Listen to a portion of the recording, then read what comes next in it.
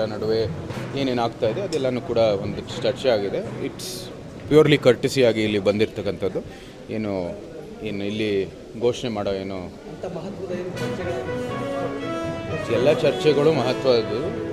ಸಂಘಟನೆ ಮತ್ತು ಮುಖಂಡರು ಇಲ್ಲಿ ಇವರು ಜನರಲ್ ಸೆಕ್ರೆಟರಿ ಬನ್ನುವಾಗ ಯಾವತ್ತೂ ಎಲ್ಲ ಚರ್ಚೆಗಳು ಮಹತ್ವವಾದದ್ದು. ಕಾಂಗ್ರೆಸ್ನವ್ರಿಗೆ ಭದ್ರತೆ ಬಗ್ಗೆ ಆರೋಪ ಮಾಡೋ ಯೋಗ್ಯತೆ ಇಲ್ಲವೇ ಇಲ್ಲ.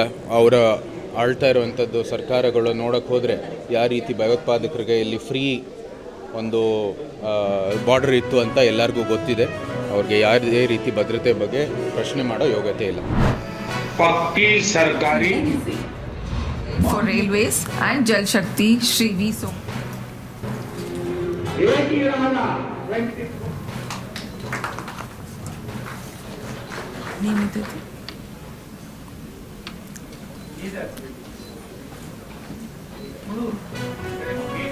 Meghna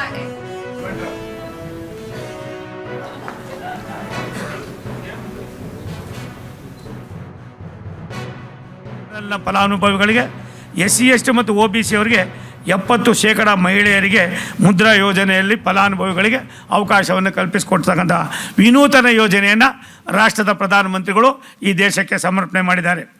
2023ರಲ್ಲಿ ಪ್ರಾರಂಭವಾದ PM ವಿಶ್ವಕರ್ಮ ಯೋಜನೆ ಅಡಿಯಲ್ಲಿ ದೇಶಾದ್ಯಂತ ಸುಮಾರು 28 ಲಕ್ಷ ಫಲಾನುಭವಿಗಳಿಗೆ ಪ್ರಯೋಜನವಾಗಲಿದೆ. ಅದೇ ರೀತಿ ಕರ್ನಾಟಕ ರಾಜ್ಯದಲ್ಲಿ 1.09 ಲಕ್ಷ ಕುಶಲಕರ್ಮಿಗಳಿಗೆ ಈ ಯೋಜನೆ ಅಡಿಯಲ್ಲಿ ಸರ್ಕಾರದ ಪ್ರೋತ್ಸಾಹ ಧನವನ್ನು ನೀಡಲಾಗಿದೆ. ಉದ್ಯೋಗವನ್ನು ಸೃಷ್ಟಿ ಮಾಡ್ತೀನಿ ಅಂತ ಹೇಳಿ ಇವತ್ತು ಈಗಾಗಲೇ ಸುಮಾರು 2022ರಿಂದ 8 ಲಕ್ಷ ಜನ ಈಗಾಗಲೇ ಅಪಾಯಿಂಟ್ಮೆಂಟ್ ಲೆಟರ್ಸನ್ನು ತೊಗೊಂಡಿದ್ದಾರೆ. ಮುಂಬರುವ ದಿನಗಳಲ್ಲೂ ಕೂಡ ನಮ್ಮ ನೆಚ್ಚಿನ ಪ್ರಧಾನಮಂತ್ರಿಗಳಾದ ನರೇಂದ್ರ ಮೋದಿ ಅವರು ಏನು ಕಮಿಟ್ ಮಾಡಿದಾರೋ 10 ಲಕ್ಷ ಒಂದು ಯುವಕರಿಗೆ ಒಂದು ಅಪಾಯಿಂಟ್ಮೆಂಟ್ ಲೆಟರ್ ಕೊಡುವಂಥ ಭರವಸೆ ಈಡೇರಿಸ್ತಾರೆ ಅನ್ನೋ ಒಂದು ನಂಬಿಕೆ ಕೂಡ ಇದೆ.